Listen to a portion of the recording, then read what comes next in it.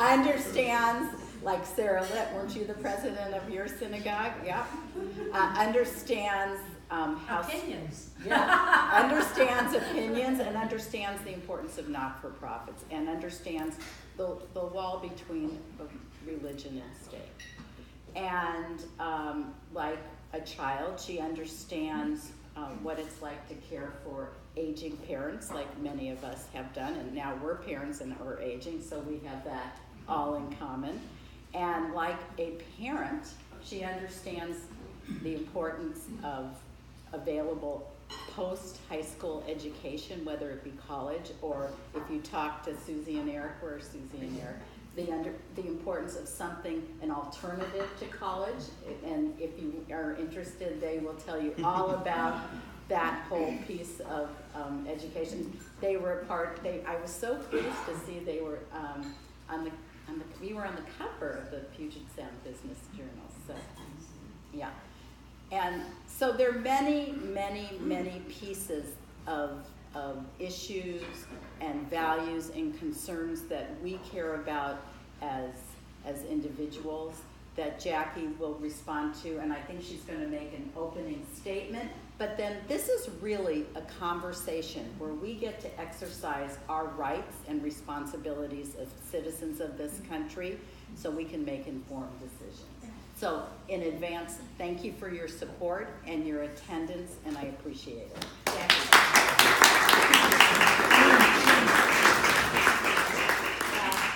I want to thank Michelle and Stan for opening their home, and I know you all raised your hands, but I'm going to give the host committee a shout out because look at all of you here, and it isn't with a lot of hard work to put all this, put this on and invite everybody. So Barbara Lahav, we have Ron Leibson, wait, there you are. I was going to say Susie and Eric Levine right here. I don't have my glasses on. Heather and Eric Rodman, where are you? There you are. And of course, Michelle and Stan for opening your home. So many others of you that I talked to and that were here, and you're absolutely right. Today I look around at all of you and we'll use the word mishpucha, which means family for those of you who don't know. Because you know what? America's sorely lacking in those family values these days. When we can separate children from their parents at the border, when we can do these heartless and reckless things, we need to remember who we are and where we came from. And so I want to thank you all for being here.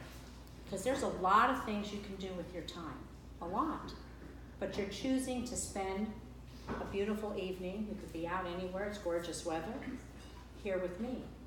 You're choosing to spend the dollars that you worked so hard to earn to help us win a really important Senate seat.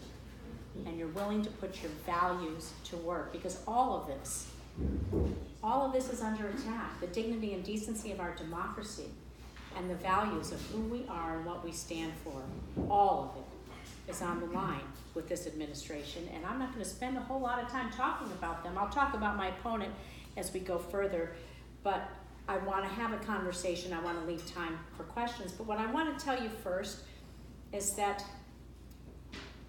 I can tell you a lot of things about my one-page resume. I'm a first-time congresswoman. I sit on Armed Services, Adam Smith, the ranking member, right, here from Washington. I sit on Tactical Land and Air and Military Personnel. I'm on Space Science and Technology, Research, Technology, and Energy. I'm proud to be a member of the Problem Solvers Caucus, which I will talk about. I'm proud to be voted one of the most bipartisan freshmen because, hey, synagogue presidents know how to make relationships. I do it over a coffee cake. That's how you convince people to sign on to your bills. Trust me, it works. Nobody can resist a babka. I'm serious. Well, I bring both. It doesn't matter. And so, and all those things are really important. And I can talk about the bills that I'm on and lots of caucus work and other things I'm doing. And that only tells you, like all of us, we try to get that resume that fits in one page. But all of us know that that is only a small piece of who we are and what's important to us. And so I think the most important thing you can ask of any of your elected leaders or leaders in your community, whether they're volunteers or elected or paid, whatever that is to find out the experiences that they've had in their life, because those experiences shape your values. And it's those values that inform our leadership. It's those values that inform our actions. It's those values that help you work on career and technical education, or fight for Israel, or fight for jobs, or worry about healthcare. Whatever it is, your life experience shaped your values in positive ways. I say this over and over again. I'm not sure how the experiences have shaped my friends on the other side of the aisle, but that they can vote to take food stamps away from hungry children and then meet me in the elevator and say, hey, how are you? 30 seconds later is beyond me. They have forgotten what their values are, and they can talk about that.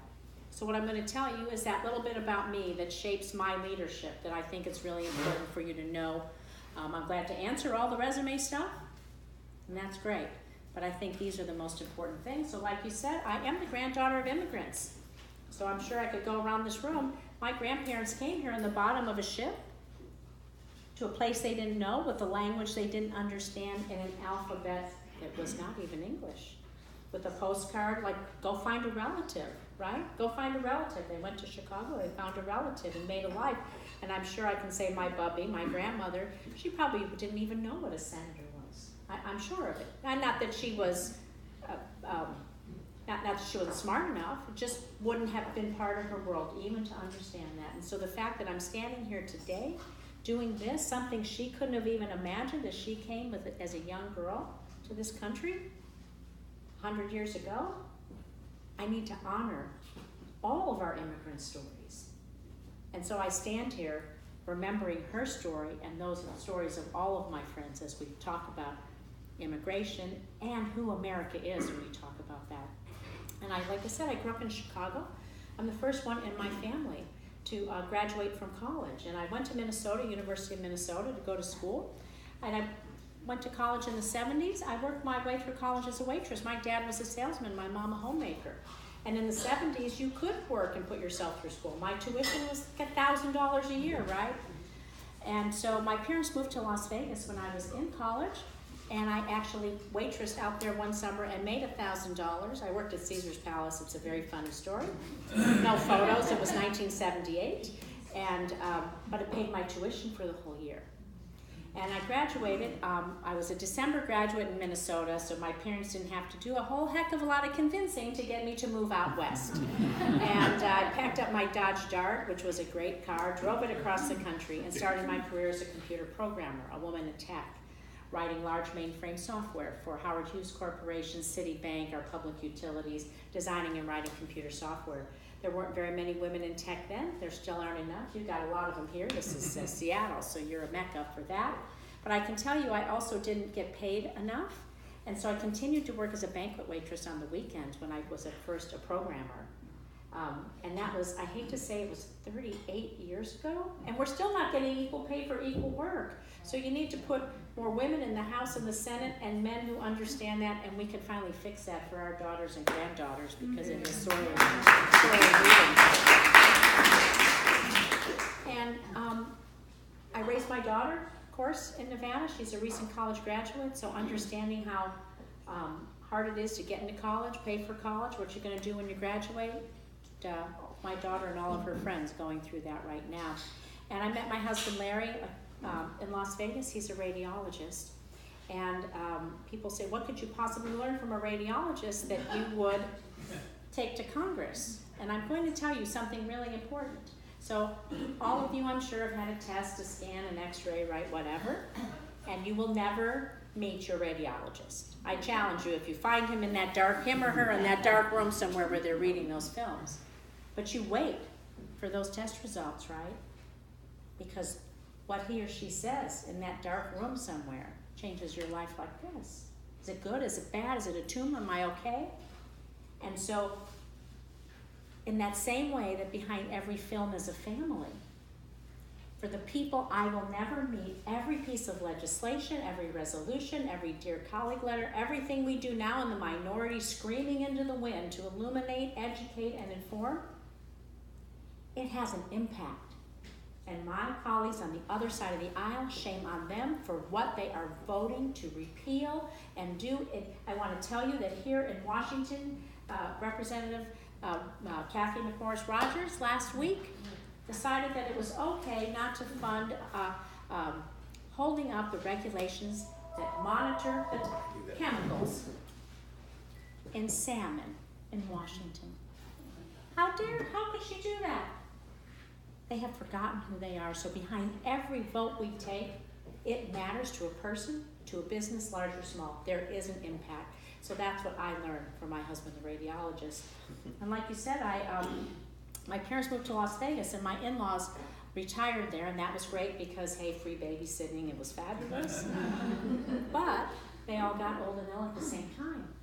And I had the resources to leave my job and be a full-time caregiver. I had a daughter in grade school and 4 aging parents going through heart attack and broken neck and broken hip and cancer and Alzheimer's and every assisted living and you name it. The whole kit and caboodle. It was the hardest thing I ever did, and also in some ways the biggest blessing I ever had too.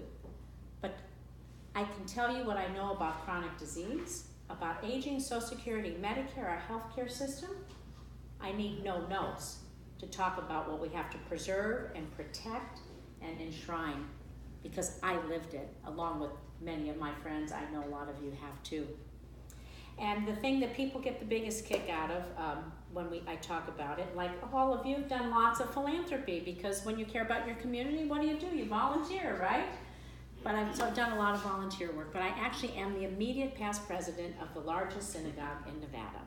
So people always make the joke, they said there's Jews in Nevada. I say, yes, we find deserts all over the world. We found a desert, we went, and our synagogue, we celebrated our 40 years just a couple years ago. Of course, it was a great gala, 40 years in the desert. It was fantastic. That theme, it just wrote itself, right?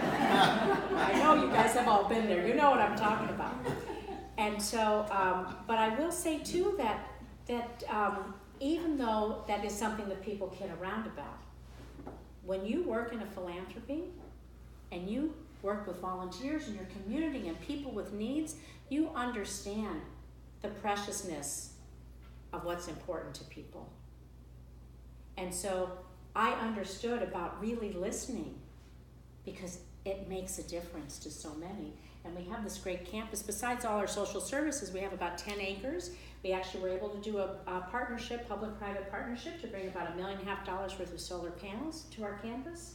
And so when people say, what could you have learned by being president of the synagogue? Let me tell you, I have learned more things that have prepared me for Congress than probably anything else. But October 1st, when we had that massacre, I went to those hospital rooms and those funerals. None of the other politicians said, what do? I said, I'm just channeling my inner I think, what would Rabbi Axelrod say? What would Mike Cantor say? If we're at a funeral, a bedside, or whatever. So they put me in front, I just did that, and it was so, because I knew I'd been there. So it taught me a lot of things. And it taught me how to negotiate and talk to people who don't. Look, there's a lot of opinions at any synagogue, trust me. So that's why I can make those 400 bills I'm on, most of them bipartisan. And so here we are. It's 2016, November of 2016. I'll tell you a little bit about Nevada. 2.8 million people. 70% of whom live in one county, Clark County, which is the greater Las Vegas area. I know a lot of you have been down there. And so we have 4 congressional districts, 3 down south, 1 the whole rest of the state. My district, Nevada's 3rd, is a 50-50 district. I won, Trump won, but Hillary won the state. And we're part of the first and only all-woman winning ticket in the United States of America, because Hillary didn't win that many places. So it was Hillary, the fabulous Catherine Cortez Masto, first Latina in the Senate, myself, Leslie Cohn, and Joyce Woodhouse, State Senate and State Assembly. So pretty amazing, right through Nevada's 3rd district, the 50-50 district that no one wanted to run in, so they took a chance on someone who was outside the political realm. And here it was that I won. Trump's the president. And Dean Heller's the only incumbent up in a state that Hillary won. And he is underwater to begin with. He's always been a moderate. He was a never Trumper, gave back the money Trump gave him, all of these things during the election. And now, in order to win or stay in his seat, he has to take that deep dive, that swan dive, right down the Trump rabbit hole. he had a real bad primary, and the person who I beat for this seat, the president actually tweeted out, Danny, you need to get out of the primary because Dean can't win his seat if you're there. Go back and run for, I'm paraphrasing, for Jacky's seat. I'll reward you. You can read the tweet. So Danny Tarkanian went, he's running for Nevada's 3rd district. Dean is there.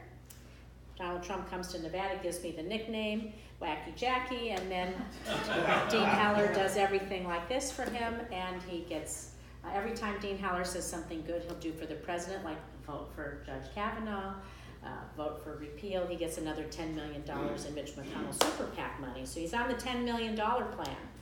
And but that means he's a rubber stamp for every reckless, horrible thing. And Pod Save America, I don't know if any of you guys listened to it, Dean Heller was a moderate moderate Republican who was supporting Planned Parenthood, now has voted 9 times to defund it, he has a 0 from League of Conservation Voters now this last year. 0. How do you get a 0? I have no idea.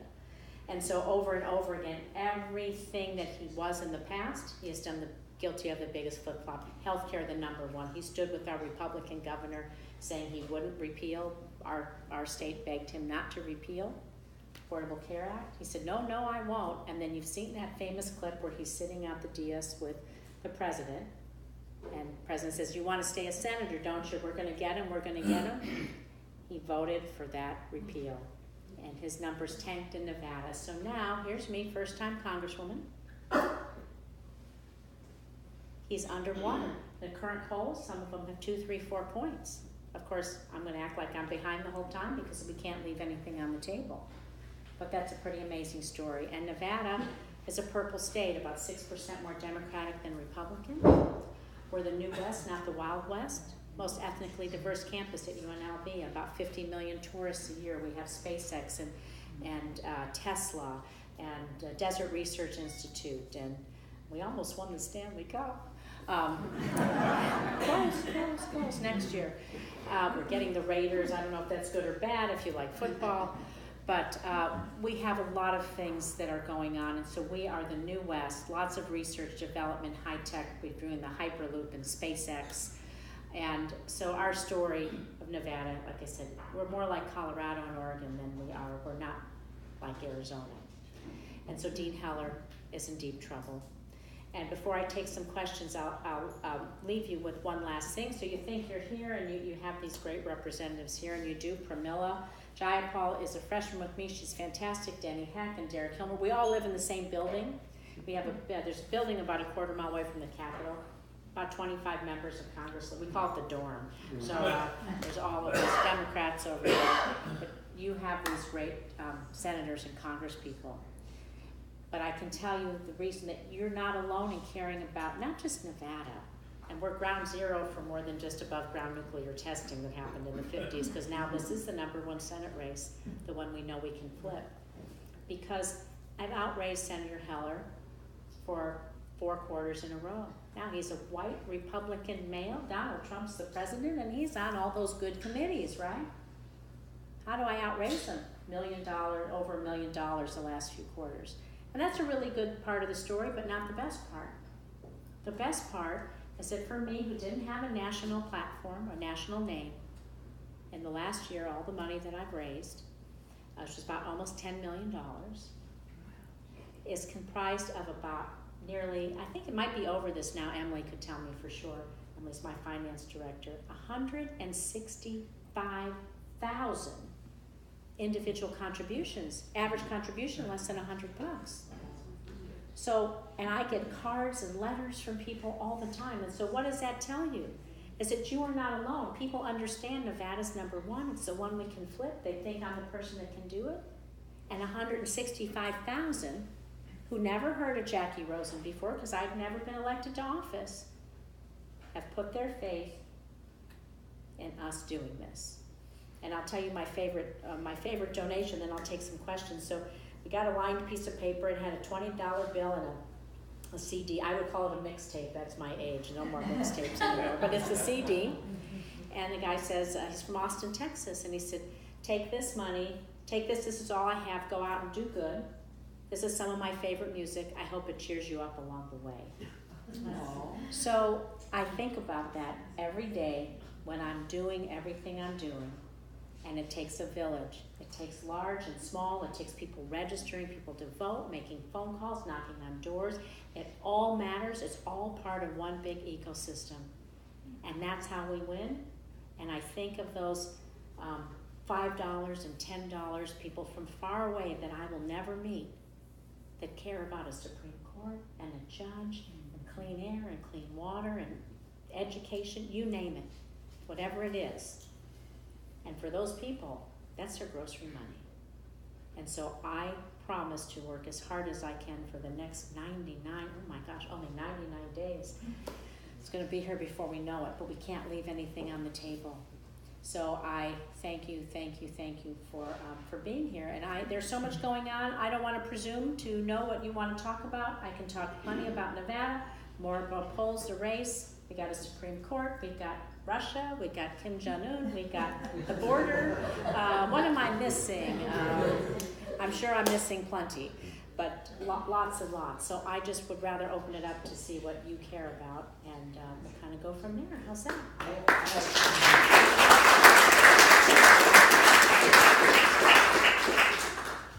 Just a question. You were talking about working with the other side of the aisle, and I would have. Oh, my problem solvers! I forgot. Yeah. I just talked to. I was sitting down for a coffee this afternoon with Derek Kilmer. Oh, I love him. And he's part of that group. Yeah, my problem solvers group. So please tell us a little bit about that, because I think that's so important. Yeah, I forgot. So anyway, so a problem solvers group. This was a change election for lots of bad reasons, but a lot of us freshmen realized it was a change election and we need to do something. Why are people angry out there? So we formed this Congress. It's called the Problem Solvers Caucus. We're an official caucus. What does that mean? We pay dues, we have bylaws, we have staff. I mean, it's you kind of incorporate, I guess, if you will. And so we're an equal amount of Democrats and Republicans. We make the joke now, we're like Noah's Ark, you gotta join 2 by 2. And our whole goal is to get to yes. So what does that mean? It means in the very simplest of ways that we say all of the country, everybody has potholes. Everybody wants to fix the potholes. We're all gonna agree on that. So don't let's pick a hot button topic, don't put Planned Parenthood in with the potholes, because the potholes aren't gonna get fixed. Everyone in America is screaming, and this doesn't belong there. So when you hear people talk about getting clean legislation, it means let us, I'll just use infrastructure because it's usually not so touchy. Let us go ahead and move forward on that, and don't build a wall or Planned Parenthood or God knows whatever the hot button issue is. There's plenty of them in with that. So we've done a lot of great things. We put some position papers forward. We're getting a lot more traction. People have been asking to join. I have made many friends across the aisle, so on the nearly 400 bills that I'm on, I'm proud to say that they're bipartisan for the most part. I know who I can ask. Like, we've made friends, and if you heard us talk, I'm on the infrastructure task force. If you heard us just sitting around talking about our what we need to put forth as our blueprint, you would not know who the Democrat or Republican is. And I wish that some news station would put that on, because that's what you deserve. And we may not agree on certain things. There's a whole lot of stuff, and I think that much of the anger in a lot of places is because nothing got done because of this philosophy of that hostage taking of those bills. So that's what Problem Solvers is, and it's fantastic, so support everybody on it, and it's been one of the best things that I've done in Congress. Anybody else? You're all so quiet. Well, then I'm going to eat dessert if you don't want to answer the questions. Trust me. Yes? In your purple state of Nevada, what is the atmosphere for people that voted for Trump and now are second guessing or saying that they made a mistake, or at least indicating that they are willing to relook at that vote and what they did? Well, it's kind of funny that the longer I've been doing this, I can usually tell now there's people who are the Trump base, and we have a few at my synagogue, but they're still nice to me, but I can tell who they are. But people who either have buyer's remorse or the independent, you can kind of tell because you see it when they talk to you. And so we have a big independent, like I said, just about a third of our voters are independent. And I think what I'd say in Nevada is that there might be some Trump voters or independents that voted for him, but now they're really worried. So here's my example. I represent parts mostly Las Vegas, Hoover Dam, Lake Mead, all that area over to California. Nevada has huge cattle ranching, but it's all up north. So one thing I don't have in Las Vegas is a cattle ranch. But in my official office in Washington, I have the Nevada cattle ranchers. I also have the Nevada farmers. I have the beverage wholesalers, not the Las Vegas ones, everybody else. These 3 groups come to visit me a few months ago, and I've had more. But the cattle ranchers come and they say, now this was a few months ago before these tariffs, there's been some movement on that, but they say, if these tariffs go on beef, like he's gonna put them on pork, we are multi-generational family businesses living in Nevada. You know, Ponderosa, Bonanza, remember Bonanza? That's Carson City, Nevada. Virginia City's there. I mean, that really is, it's big sky. They say, we're gonna lose everything. Can you help us? I guarantee you they did not ask Dean Heller. Dean Heller's not going to, he votes with the president 196% of the time. So they come to me just about with tears in their eyes, can you help me? So I realized that they might like Trump, but they know Jacky Rosen's going to protect them at home. I have the same thing with my Nevada Restaurant Association. Beautiful restaurants, our big tourist industry. They said, we can't get farm to table. Now we're going to get tariffs. We have immigration. We have tariffs. The same thing. I have the beverage wholesalers, beer and wine. You know how much we drink with 50 million tourists? That's a lot. We're building like crazy in Nevada. Lumber's up 32%. I got the home builders. And so I see these people who realtors, they care about net neutrality. Dean Haller's like, no, I don't want any net neutrality. I'm actually speaking to them as their huge issue, most of them Republican. He votes no while I'm speaking to him. I get a standing ovation. So I think that people could like the president, but then at home they're like, but protect me. That's okay if you put a tariff on the guy in the next state, but don't hurt me at home. So I don't know if that's empirical, but that's what I seem to be finding in my official capacity as people make appointments with me in parts of the state that I don't currently represent. So, Thank you. I don't know, it just tells you a little story about Nevada. I don't know if it's for everywhere, but yeah. A statement and a question. Quickly, the National Legal Conservation Voters is very involved in, has this race as one of the highest priorities. I know, and I thank them. Pickups. But more importantly, what's it like coming from a state where Sheldon Adelson is? Tell us a little fun. Can we just have a little fun with that? Yes, I could have a little fun. Actually, at one point, Sheldon Adelson and I shared the same pool company. That's as close as I got to being a billionaire. Okay? But and there's some funny stories there. But so I've done a lot of Jewish philanthropy in my adult life in Las Vegas. And so it's a small community. I'm a very well-known quantity there. Sheldon, we know he cares about Sheldon and Israel. And I don't know what order, but I would say probably that's the order. And so he won't like me as a Democrat, but oh no, nobody's going to speak anti-Semitic. My prior opponent tried that to where they could only debate me on Rosh Hashanah and Yom Kippur. Well, and said, oh, Jacky Rosen's a no-show on those days. Oh, well, he took that down in about 5 minutes because you don't pull the anti-Semitism card in Sheldon Adelson's state, number one. Number two, he owns a newspaper. So whenever I do something that is, it's kind of schizophrenic. So whenever I do something for Israel, I had the Defend Israel Act moving $700 million ahead in the Memo of Understanding from Armed Services. This was last year's NDAA. I get these great press, something fighting anti-Semitism, anti-BDS, and I do a lot of veterans things, great press. Solar energy, I can't, but then as a Democrat, I'm a bum. So one day I'll get this great article about how fabulous I am, and then the next day, so I don't know, but it's just kind of odd. I feel a little bit lucky. We're a lot of Jewish candidates. Like, I can fully lead with being a Jewish woman, which I'm very proud of. I'm not going to hide from.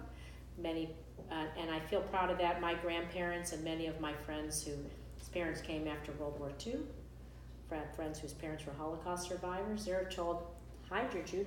If we hide, they can't get us, right? I feel proud that I can stand up. And in Nevada, because of Sheldon Adelson, as much as I don't like his politics, he protects me from that. So it's right? Yeah. Because he won't, if you go anti-Semitic, Sheldon's not going to be happy and give you a hell or any money. Right. He's not going to take that. So it's a little, it's very odd. I don't really know him personally. I've met his wife a few times. His kids used to come to to me preschool, but we weren't secure enough. They're a couple years younger than Miranda. He has 2 young sons. Well, now they're all graduated college, but he built his own $1 billion school because he had to be secure. So there you go. Yeah. The Washington State Attorney General is in the process of joining with other attorney generals in suing the Trump administration over 3D printer guns. Yes. Given what you've tried to enact in Nevada in terms of gun safety legislation and what you've seen happen there, obviously, what we've tried to accomplish in the Senate as far as responsible gun safety legislation, and how do you position yourself given that you try to be bipartisan? So that's a great question. So what you don't know about Nevada is that because of our tourist base, we're kind of have a little bit more common sense view to gun safety in the public sphere, as it were. So in 2016, we voted in a ballot measure for universal background checks.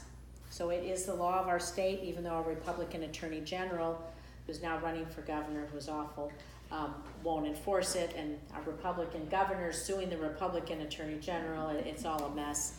But so Nevadans want universal background checks. After the October 1st massacre, Nevadans understand as a community, and so many people tied to our tourist industry in many ways, or our hospital communities, our first responders. And so we know as a matter of public safety, people come to Las Vegas. What happens in Vegas stays in Vegas. We want you to come and party and have fun, your 50th birthday, your bachelorette party, whatever it is, but we don't want you swinging the gun around, like this. And so we kind of have this split personality about it. So Nevada is learned a lot of lessons, I think, too, after October 1. So banning the bump stocks, limiting the capacity of magazines, 2 really important things I think that we can do right away. I think expanding the commercial background checks, the 3D printers. I think that I just actually dropped a bill. I have almost 100 co-sponsors on Thursday before we left to join a lawsuit arguing against the constitutionality of weakening the protections for pre-existing conditions. I'm asking the House be able to join that federal lawsuit. I'm hoping that, and I'm not sure if I'll do it, but someone will do the same thing, asking put a resolution for the House to sign on to this bill. It's a matter of public. I would say someone on Homeland Security would probably be a good idea for them to lead that. The 3D printer is a frightful thing. And this is no longer a matter of gun ownership. This is a matter of I can't even imagine a world where everybody's printing their own gun. I don't even know what to say about that. So I think we have to be really strong and really smart about it. One thing we learned on Problem Solvers as we talked about guns is that a lot of Republicans, if you say, don't say universal background checks, if you say commercial, like they don't understand, they think universal's banning everybody, but commercial they understand as a store and a gun show. So we learned a little bit about language when you talk to people on the other side. So usually I try to talk about it in language that is not, it's just exactly the same thing, but language that is not so upsetting to someone who or might be misunderstood. We're just going to have to keep fighting the fight. If you put Dems in the Senate and the House, we're not beholden to the gun lobby either. And I think you'll see some change. I hope so too. Someone else? Yes. Thank you, thank you, thank you. I really appreciate that.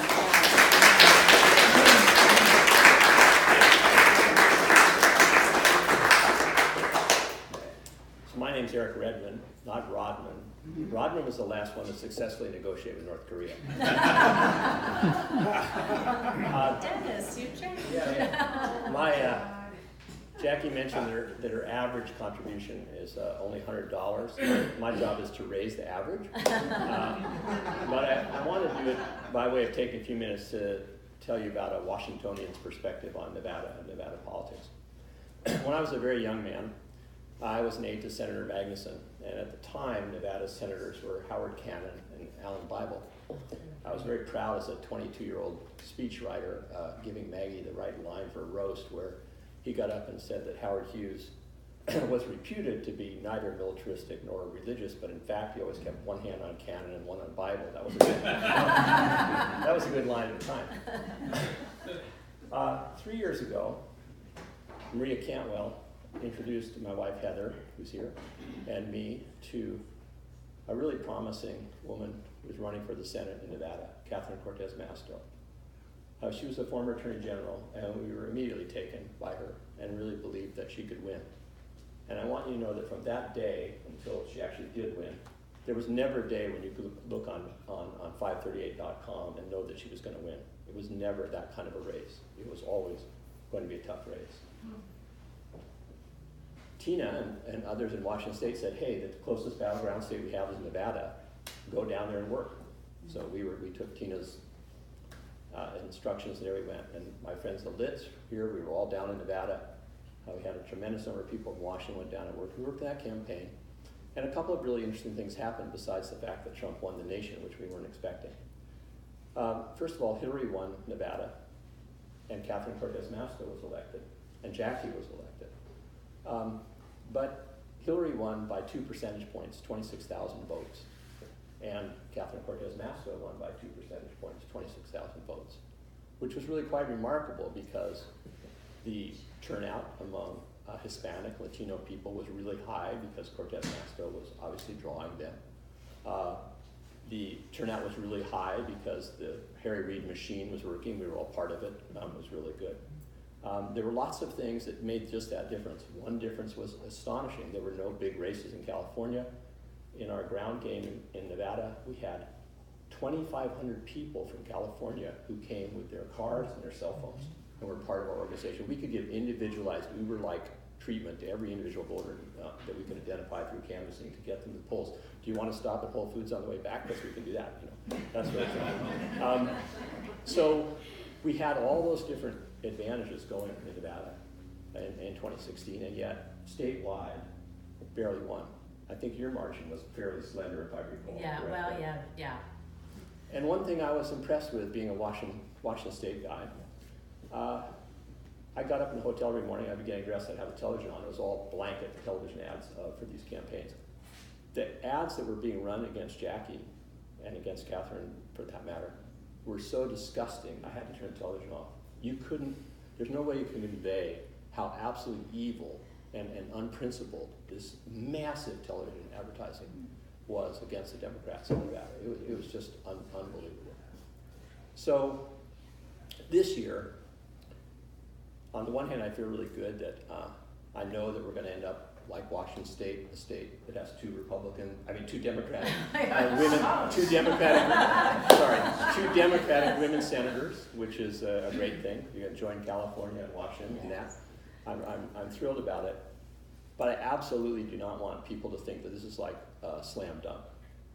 This is going to be really hard, and you're going to win, but you're going to win by a margin that's more slender than anyone in the room here probably is thinking at the moment. Let me give my perspective on this Dean Heller. When Jackie got into the race, which I was thrilled that she did, at the time it looked like there was going to be this battle she described between the two Republicans, Danny Tarkanian, whom she just defeated, and Dean Heller, the incumbent Republican. And he was the Republican establishment guy, and Tarkanian was the Trump guy. And Trump needed his vote. to repeal the Affordable Care Act because Heller had been equivocating. I'm not sure I'm going to vote to repeal the Affordable Care Act. People in Nevada like this. They like pre-existing conditions being covered, et cetera, et cetera. And so what Trump did and the White House did was they got Danny Tarkanian to drop out.